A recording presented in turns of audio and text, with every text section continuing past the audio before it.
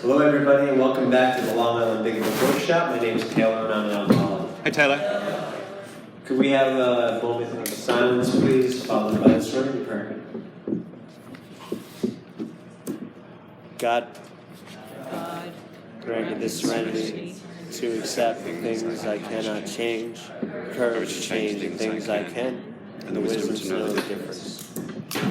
The purpose of this workshop is for AA members to share their experience on 5 topics: surrender, forgive, amend, change, and serve. It is open to anyone interested, but please respect the anonymity of anyone else attending, and do not disclose anyone else's attendance without their permission or convey content linked to the identity of the speaker. Some housekeeping items real quick once again. So first things first, restrooms are over there, if anybody can see where I'm pointing. We have a refreshment room back here as well. We have coffee there, we have soda, tea, water.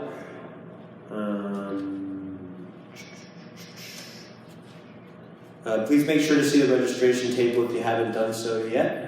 We were asking a $5 suggested donation, by no means required to attend, but if you can, it helps us pay with expenses. We will be ending this session. What time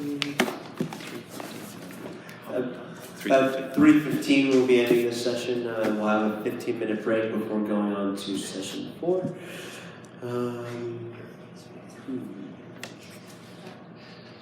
We have a pack of readings for each session available online. And to kick off this section, here's a reading on amends.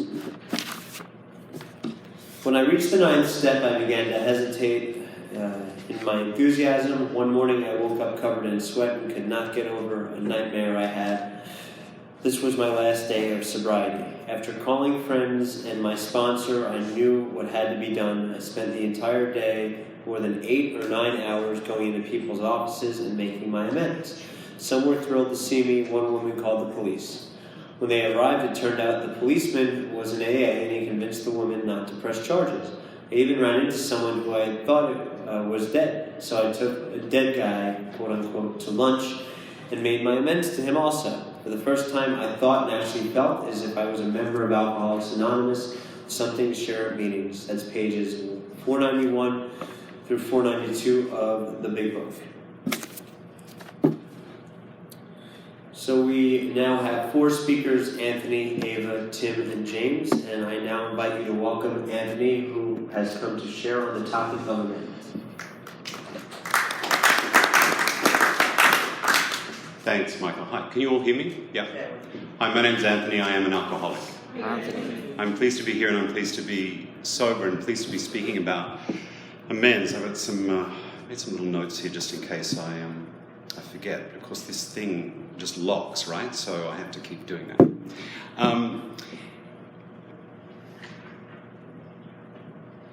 When I was about 16 years sober, I had an experience where I felt like AA wasn't working for me anymore. And I very nearly left Alcoholics Anonymous. I was down to 1 meeting a week. I was sponsoring myself. I wasn't sponsoring anyone else. And I thought AA is fine, AA is terrific. There was no animosity. I'd been through the steps very quickly when I first got sober. I'd been living a terrifically rich life for 16 years. But I just thought AA is really kind of not for me anymore. And what I realized is that I'd been searching for the special sealed section in the back of the Big Book with my name on it. It said, okay, that's great. Okay, you've gone 1 through 12, but now here's the real stuff.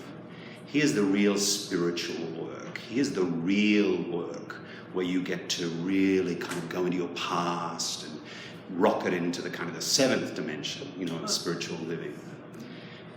And I realized through a series of conversations I had with different people that there is no sealed section in the back of the Big Book. The good news and the bad news is that everything on offer is in the first 164 pages. We go 1 through 12, and then we get out there and try and pass on what's been given to us. We've got a 10th, 11th, and 12th step that we can work on a daily basis. We can draw from the other steps as we need. but there's no kind of new sort of way, new kind of plan to Alcoholics Anonymous. It's 1 through 12 and out you go. And I'm really grateful that I was surrounded by men and women who very much encouraged me to be like that in Alcoholics Anonymous. And often I've found in my experience that if I or other people are resisting then and really looking for new ways to do the steps, it's invariably because they don't want to get busy in a 12th step. They don't want to pass on. They don't want to get out of themselves. I'm one of those people, I love the 11th step, right? I sit on my meditation cushion, it's amazing. I have this wonderful woo-woo, it's incredible. What I don't want to do is get up off my cushion, walk out into the street, and encounter you, because I'm very spiritual when I'm on my cushion.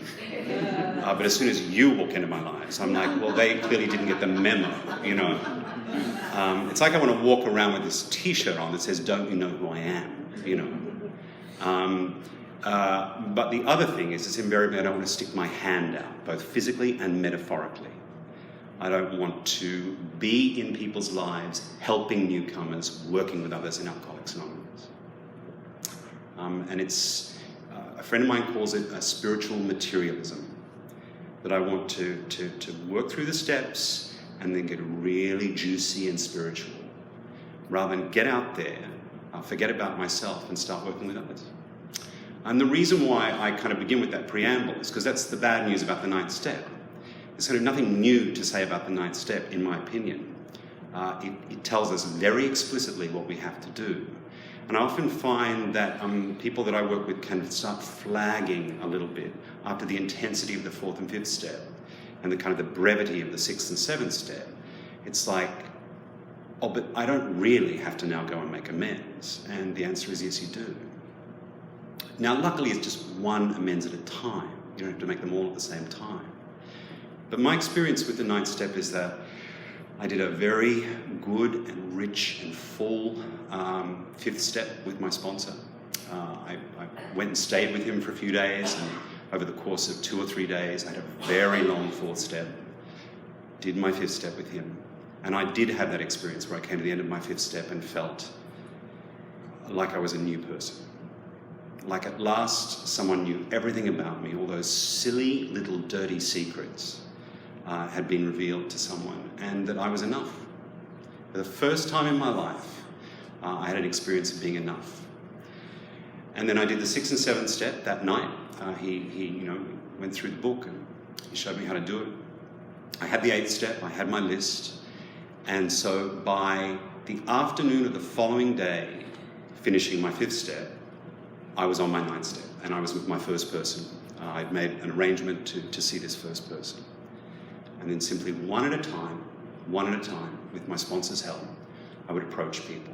I would not ask for their forgiveness. I would simply explain what I was trying to do. I was a member of Alcoholics Anonymous now, that I was attempting to get over my lifetime of drunkenness and bad behaviour, and that I needed to, and that I was trying to clean up my act, basically, and that this is what led me to them.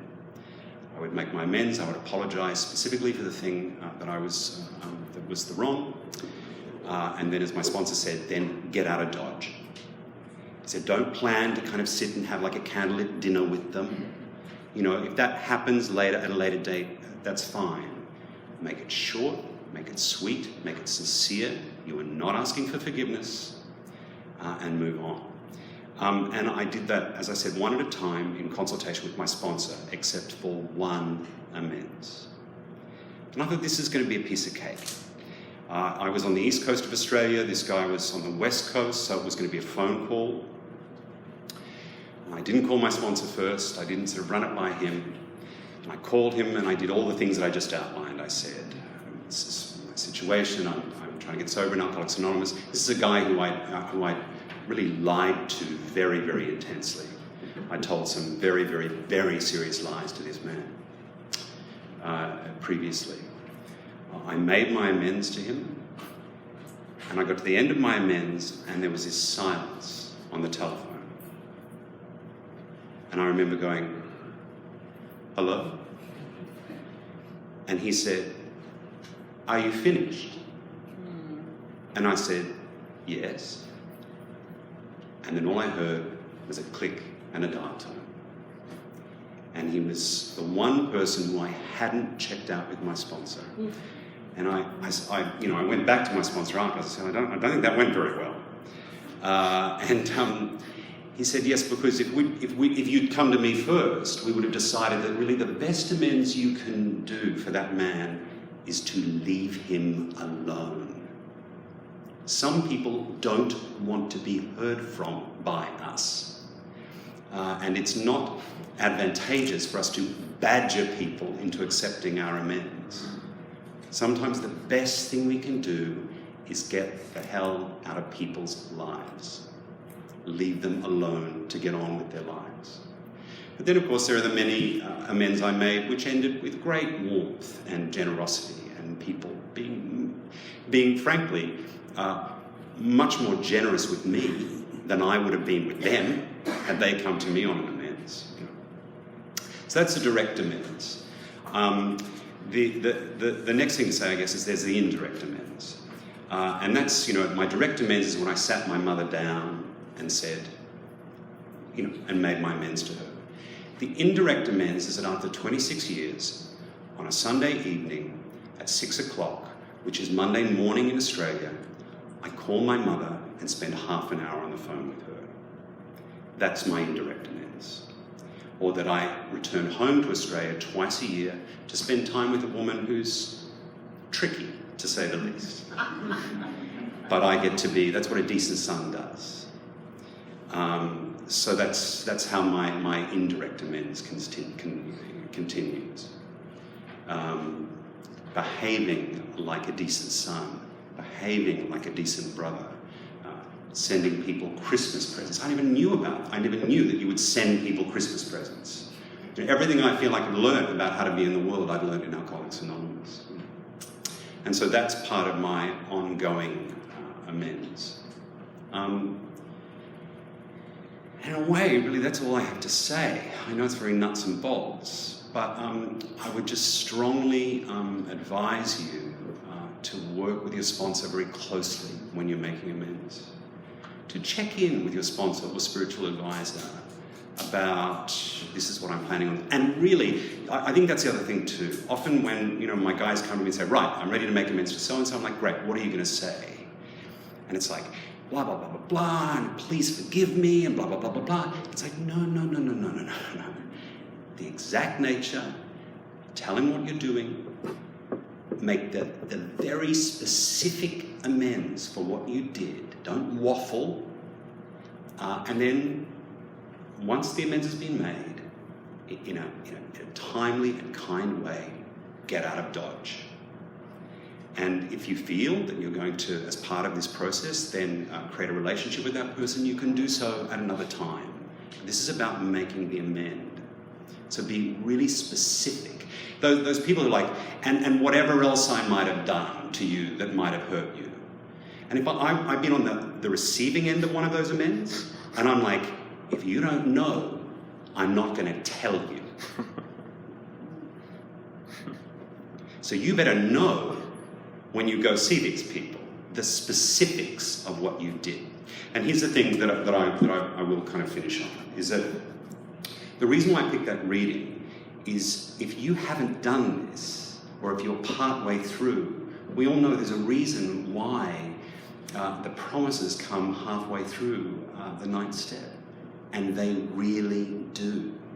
These guys, these men and women, they're not lying to us when they say, this is what is in store for you if you do this.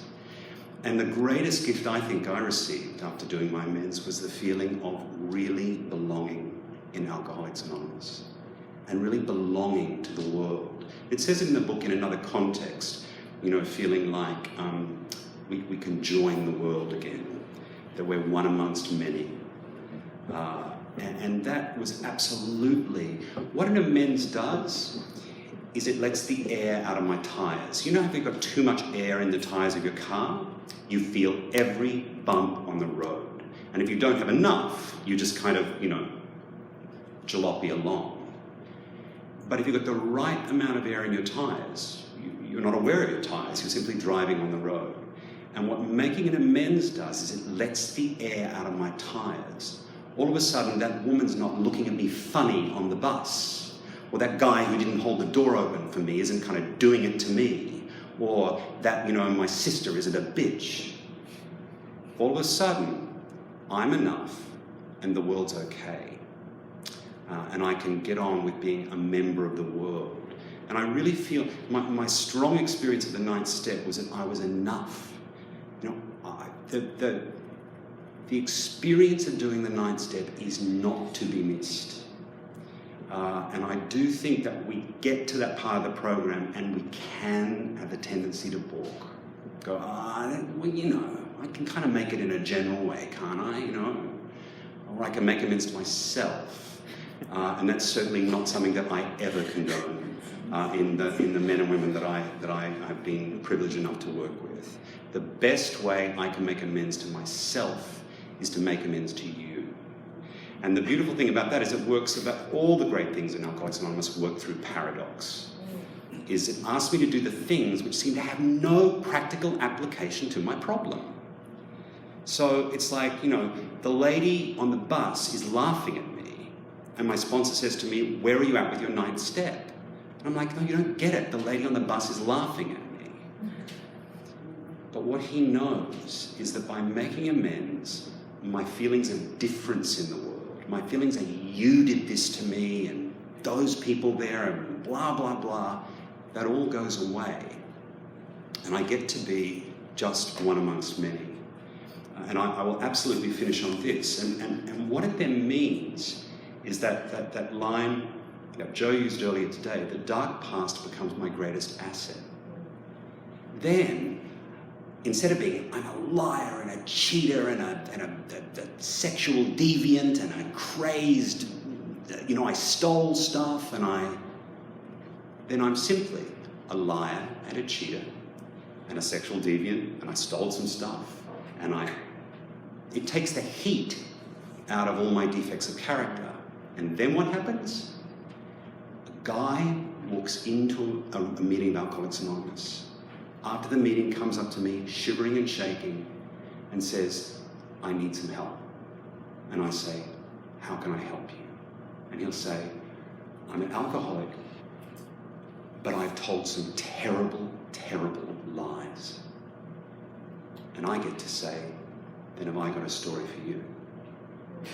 And I share the lies that I told, and his feelings of difference are reduced enough for him to identify that he is an alcoholic, and that he might be okay if he keeps coming back to Alcoholics Anonymous. And it's the 9th step that transforms my defects of character. It's the 9th step that does that and enables all those things which were really shitty things about me to become the most useful things in my life. It's my difficulty that makes me useful to other people in Alcoholics Anonymous. Not the fact I've got 3 cars in the garage and a car and, you know, beautiful whatever. That stuff means nothing. What means something is that 2 weeks ago, I'm standing in my kitchen screaming at my husband. That I still have difficulties in my life and that I can share that with my sponsees, with other people, and that we can identify and work on a common solution together. And it's the 9th step that gives me that. I'll leave it at that. Thank you.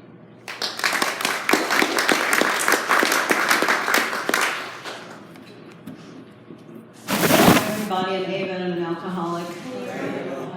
Really great to be here, great to talk about amends. I was sober for a couple of years in Alcoholics Anonymous. You know, I'm an Eva Beaver, so I was like very busy doing everything, and I'm a sponsor, and I started working the steps, and I was, you know. And then my sponsor drank, and I got another sponsor, and we didn't really do any step work, which was, you know, that was great. And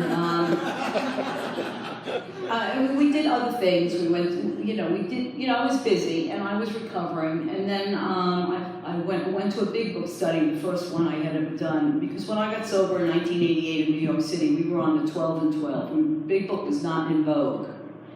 It's high fashion today. I have a Prada big book cover. Anyway,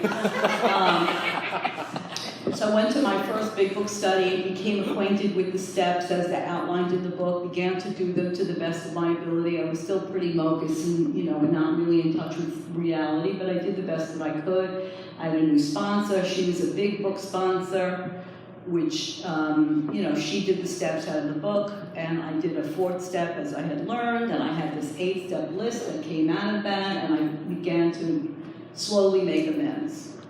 Slowly. A couple of years go by, I still have, and I'm starting to feel sick or spiritually unwell. It feels like, it's like a spiritual stomach ache.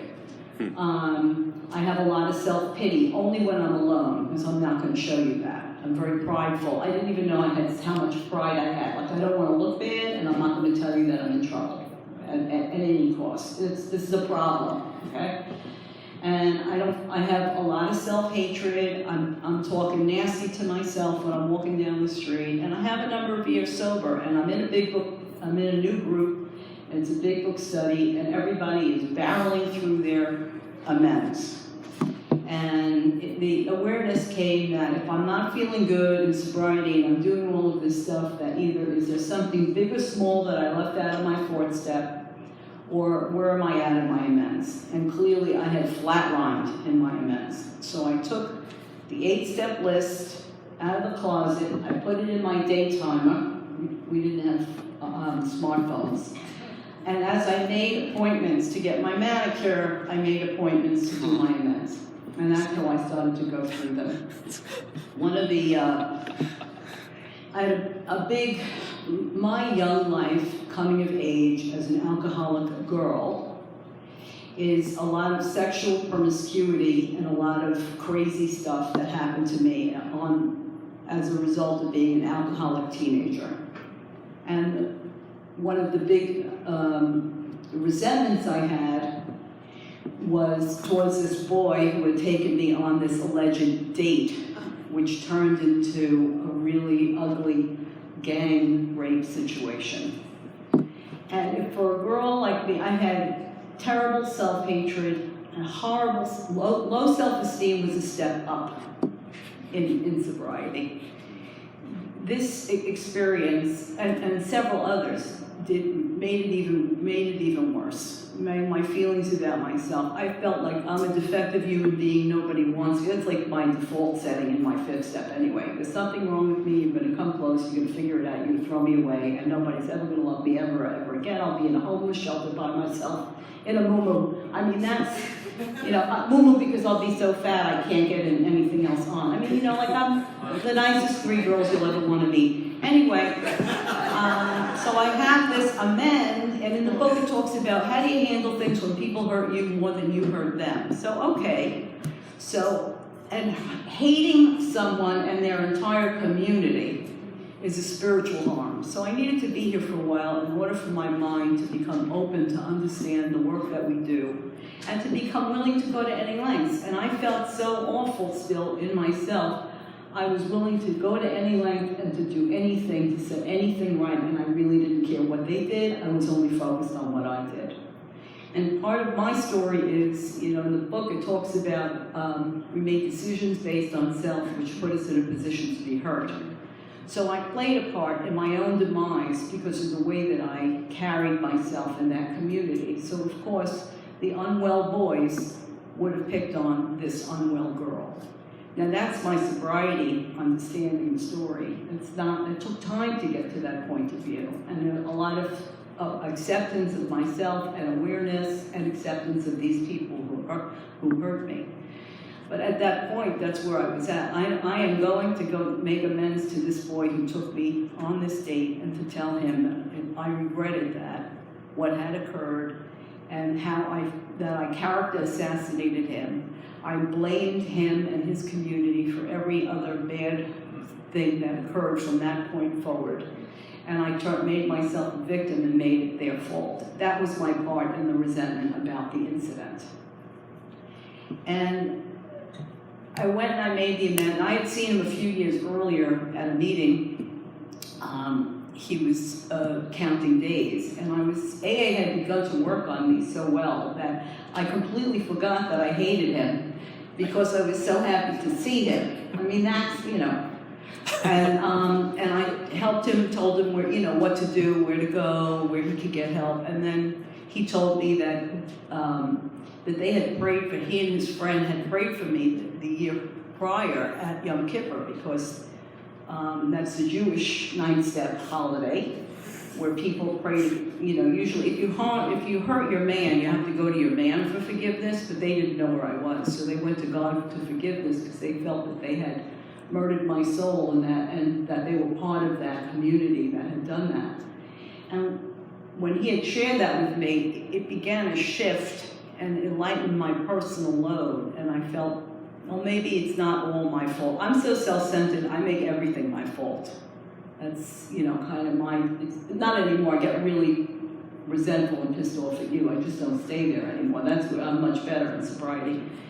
And I went to see him and I told him I'm here to, you know, make amends because, you know, I hated you and I blamed you and I blamed the community. And he said, what? He said, are you crazy? He did not know this, obviously he hadn't worked the steps, but he said, we hurt you. What we did was wrong. He said, it turned into a whole drama in the community. They were all punished. But because I was willing to make the amend for my wrongs, he was able to make the amend to me for what had occurred and how they had hurt me. And what that did was it had right-sized the whole incident, and I was able to see the story from a more clear point of view. These were sick boys. What they did was their behavior that they need to work through with their higher power if they ever get there. And it wasn't my fault. That piece was on them. That was not on me. I was able to claim and own and let go of that piece that was mine that I needed to make right with and let the rest of it go. And I had a tremendous shift in my perception about myself. And I mean, I had and still have a lot more work to do in that area, but that was the real beginning of true forgiveness and being able to look at other people in a different light. Like, this is a child of God who's perhaps spiritually sick like me. Why am I the only one who's ill? You know, it helped level the playing field and let me have a different take on what's going on what went on in my life and what goes on in my spiritual life, and it helped set me free. So thanks.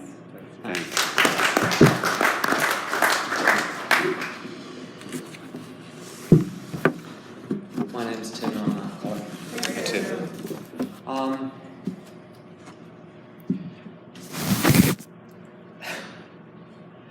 A friend of mine says about a lot of things in recovery, and he said this about his amends. I wouldn't give you tuppence for how I made them, but I made them. And my first round of amends, which was in 1993, 1994, I don't know how much they were worth, I don't know how good they were, but they were done sincerely. They were a mess, to tell you the truth, but they were done since there was a sincere mess. And people saw the sincerity in the attempt to make amends, and I achieved peace with those people, and most importantly, I stayed sober.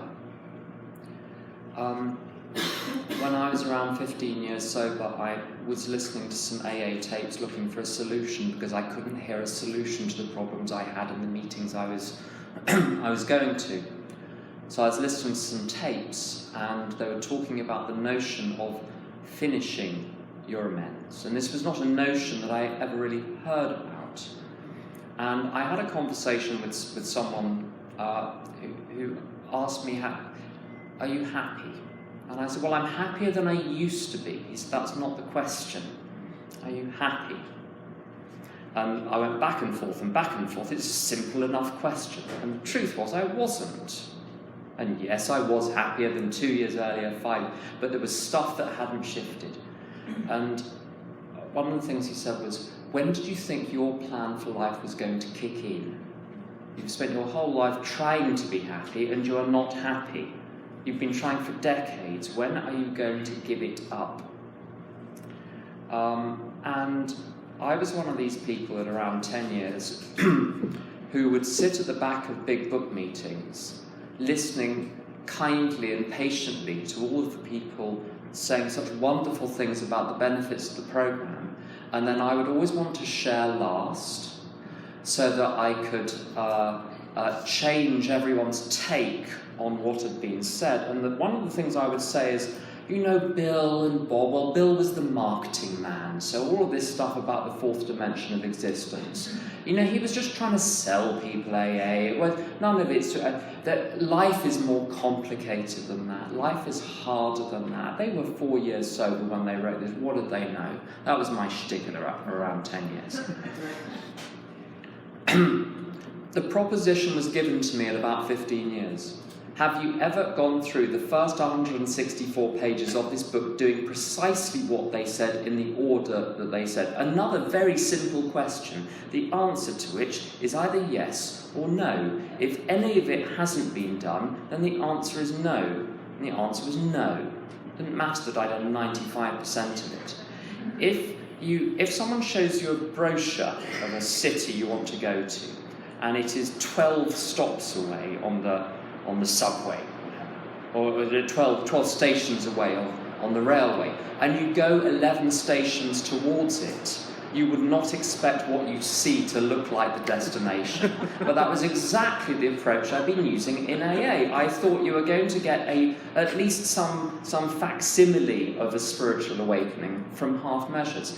I had missed a number of amends.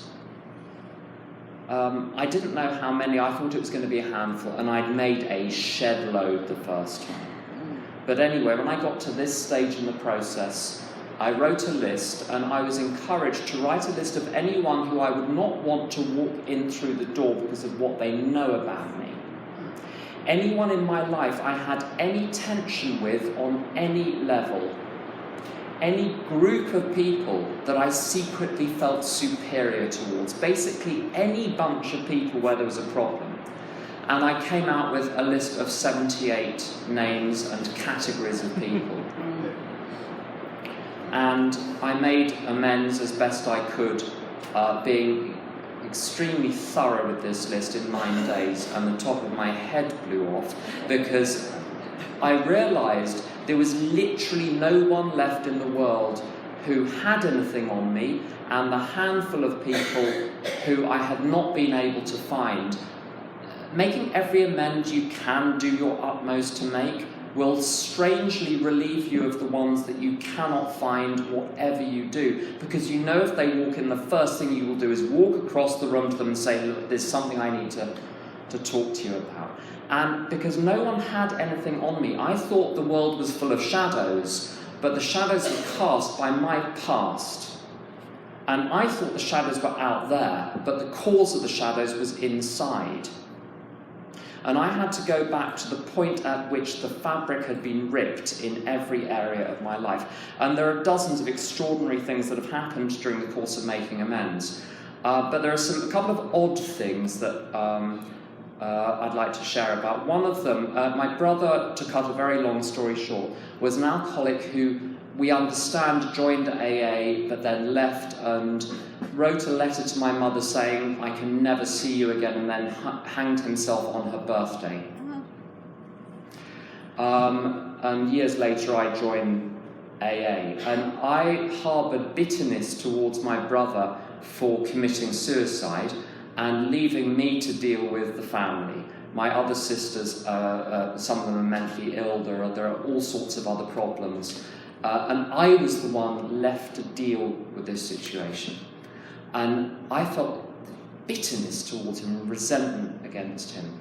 As I showed my mother love over a number of years and mended the relationship with her and saw her heal of what happened from the past, I dropped the resentment towards him because the harm that he had done her had been healed through her relationship with me. And whenever I'm resentful against people who have done harm in the world, if I can do good in the area where I see the harm being done, I get released of my resentment against them. It's the weirdest thing. And one last thing on, I wear an Al-Anon hat as well as an alcoholic hat. So I've been in recovery for 25 years, and it's been AA all the time, but Al-Anon has helped me a lot. And one of the most important things is the diligence in step 8. In step 4, I get a handle on my grosser handicaps. In step 8, this is where we get specific. And my Al-Anon sickness involves a responsibility problem. It's that I don't think I'm responsible for me and I let my life go to crap, but I'm responsible for you and I pay very close attention to you and start to run your life. I deny that you have any responsibility for your life, but somehow you're responsible for me. It's all backwards, it's all mixed up, it's all enmeshed, and my guiltometer was broken at a very early age. I would feel no shame or remorse for having done the most appalling things because they were funny. So, you know, how could they be bad if they were funny? And yet I would feel this shame for weeks or months because someone else had a feeling in the room. And in step 8, my sponsor has been brutal with me to say, okay, exactly what did you do? What should you have done instead? Where were you actually morally wrong in this situation? And who actually suffered because of this? And I've been able to let go of so much guilt for other people's emotions which are not my fault. Where what I did, so often the right thing to do in a situation is something which is going to cause an emotional difficulty. And in Al-Anon, one of the things that we say is we don't prevent a crisis if it's in the natural course of things. And I spent a lot of my life preventing crises in case someone else is upset. But the crisis needed to happen. And I don't do for someone else what they need to be doing for themselves. And to make amends to people, sometimes in an Al-Anon sense, means to say no when I've been fixing and changing, controlling and trying to sort your life out. I need to stop, and you're not going to like it, but it is the right thing to do. And the emotions will run counter to what is right in the situation. So the Al-Anon amend process has been very difficult, but it all involves working out where I stop and you begin, and then I can relax. The only life I can save is my own, and I can only do that by recognizing I cannot save my own life except by going to my higher power. That's what I've got. Thank you.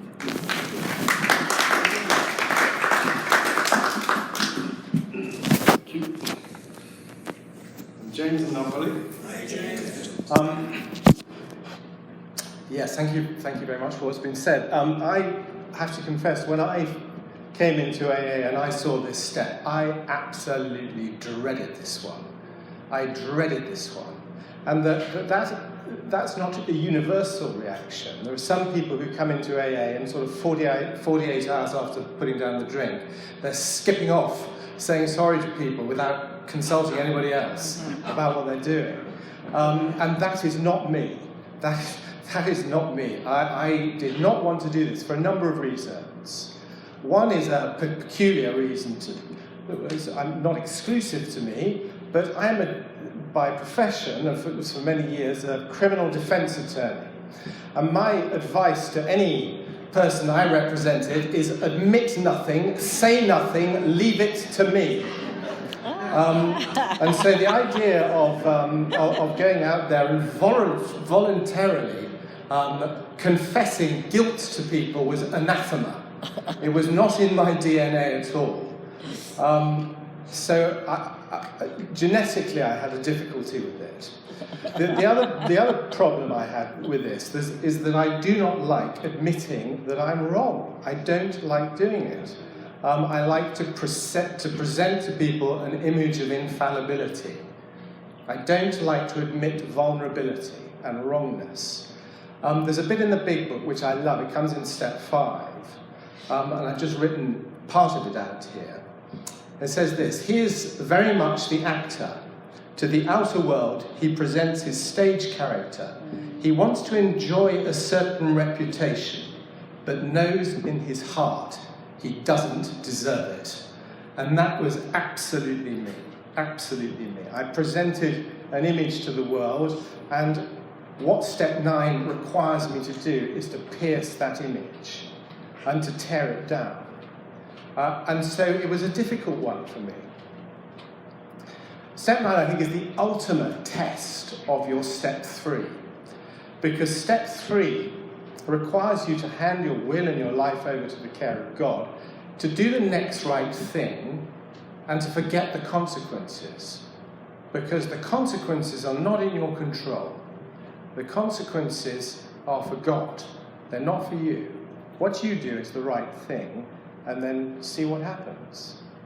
Now, for me, again, as a sort of control freak, that is to go to somebody and to say in an unqualified, unequivocal way, I have done wrong, I am sorry, and not know what the consequence of that is going to be is very difficult. Because all of my life I have spent my time trying to control people and to control what people think about me. And so for me, step 9 has been the ultimate test of my step 3. You know, am I willing to present this vulnerability to another person, to admit in an unqualified way the wrong that I have done, and not try and control the outcome. And so every one of the step 9s I have done, I have dreaded. I genuinely have. I have not enjoyed. But nearly all of them, in fact all of them, bar one, has gone as well as I could ever have hoped. And there's one which didn't go well. I took advice on it, and I approached a member of my family who had been very, very close to me. And I had behaved badly, very badly towards him. And I went to make my amends to him, and I made them face to face, and he did not accept them. And I have to accept that I have no right to be forgiven. I have no right to be forgiven. And if I think I've got a right to be forgiven, I'm going to get a resentment if I'm not forgiven. And so I cannot go into the step 9 process thinking that provided I do the right thing, you must forgive me. It doesn't work like that. It doesn't work like that. I do the right thing and I let go of the consequences. There's just one other aspect of that particular amendment that I do want to touch upon, and Anthony touched upon in his talk. The question arises, if somebody does not accept an amend, do you try again? Do you have another go at some point? That's a difficult one, you know, and of course it's all horses for courses, and it depends on the circumstances, and you have to talk to your sponsor about it and all the rest of it. But I once shared just that at a meeting, and a guy came up to me afterwards, and he said something which I found very touching. He said that at some stage he hoped that I would be in a position to make the amend to him again, to give this family member the opportunity to forgive me. Because if you've ever been on the good end of a step 9 and you have forgiven someone, it is an incredibly beautiful feeling.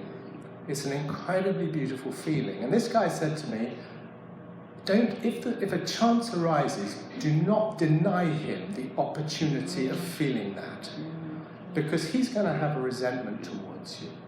So give him that opportunity if it's appropriate to do so. So that's really what I wanted to say, in addition to the other things that have been said.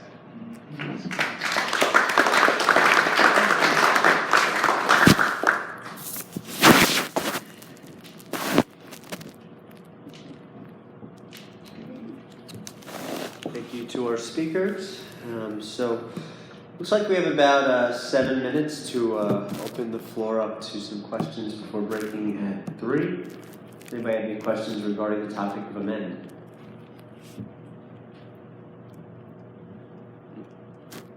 They've all done that. Is there any amends that cannot ever be made? You know, the 10th step says we've entered the world of the spirit. So is there any amends that cannot be made if God is clearly outside of space?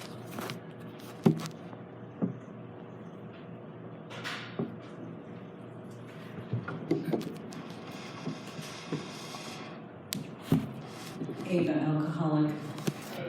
One of the people I owed an amends, I had an affair with a married man when I was a young girl. I was somewhat naive.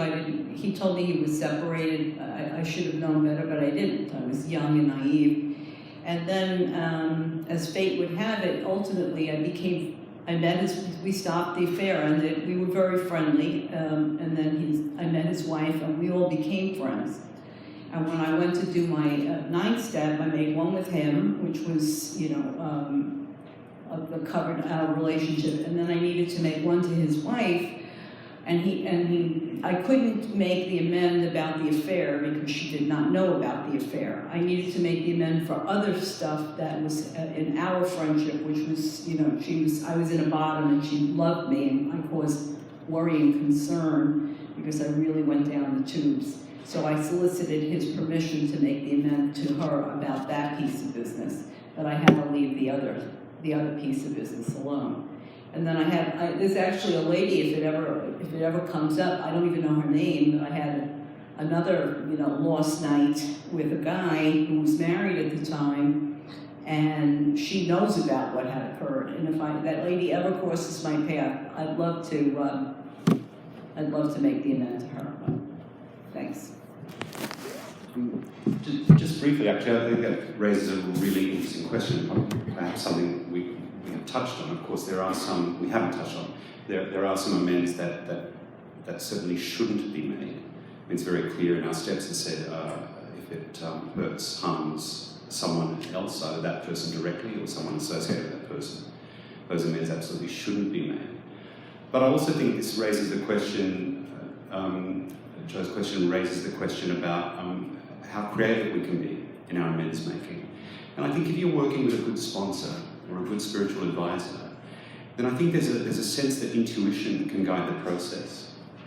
And that you can be intuitively guided with your sponsor into making some amends which are kind of beautifully creative. I've heard people talk about, a deceased parent writing a letter, going to the grave, or an organisation that you may have defrauded, which is no longer operating. Can we find another organisation that's similar that you can donate the money to? Or there are lots of different ways, I think, of getting creative about amends which may exist outside of time and space. But I still think the amends should be made. I just think if you're working with a good sponsor who's being intuitively guided, my sense is that you'll come up with really beautiful ways of making the amends. Don't forget, what's at stake is your sobriety. So, yes, I don't think there are any circumstances under which an amend should not be made, unless, of course, it causes harm. On the subject of step 9, except when to do so would injure them or others, you hear a lot of, well, I can say a bad word there, I won't. You hear a lot of rubbish. So you should never go back to exes, and the person doesn't want the past raking up. Not all now, but there are always going to be exceptions to every principle. But I've got 3 rules of thumb for where I have to come at it indirectly, as it says on the flank on page 82. The first one is where, if I made the amend, it makes me less useful to the universe afterwards because of what is said and the way in which it is said. Secondly, not to implicate a third party. Thirdly, don't reveal new information, because almost every form of harm comes from the knowledge of what has happened. And so I'm very, very cautious about revealing new information. But there is a category of person where it's impossible because you just cannot find the individual. But to speak to what Joe said about God being beyond time and space, there was one person that I was immensely cruel to when I was 14 or 15, in a way which other people have been immensely cruel to me, and I just passed it on. I was taught how to be cruel in that particular way, and I perpetrated it on others. And I couldn't find this person, I didn't know the name. someone who was a friend of a friend of a friend, who came from the city where the individual I had harmed lived, phoned me, it was someone in recovery, said, I've got a problem, something happened to me when I was a kid, and my sponsor can't help me with it, and I just can't work through it, I can't get to the other side. And he was a victim of precisely the cruelty that I had perpetrated, and I helped someone from the same city work through it, work to the other side, and get to a position of peace. And I believe that absolutely everything is connected. And there was one tiny little thing, this is a silly story maybe, but I think there is an important point in it. When I was 11, I was living in France, and I was staying with a family which was friends of my family. And we were told, it was an apartment block in Paris, very high, 7 stories, 8 stories, and we were told keep the windows closed because the cat is old and stupid and clumsy. And the cat was found down below, and I denied that it was me that had left the window open and the door open, enabling the cat to get out. And now I didn't connect this up. Cats for years would come into a room and hiss at me. They would swerve me, they would go to everyone else in the room but not me. And I did some work and I made amends to cats. I gave the cost of an operation. The cat didn't die, but it had to undergo an operation. I gave the current cost of an operation for a cat who, for the similar injuries to a cat charity. And we've got a neighbour's cat, and every day they go to work. Since they go to work, I heard all meowing outside the door. And I open it, she rushes in, she sits next to me all day. And then at the end of the day, she just waddles off again, and that's the end of that. But the animals treat me differently because of that particular event. And it happened, that change happened immediately on having made that amend. And that's a metaphor for the whole thing. If I make amends in one area, it affects my whole being. That's my problem. Thank you.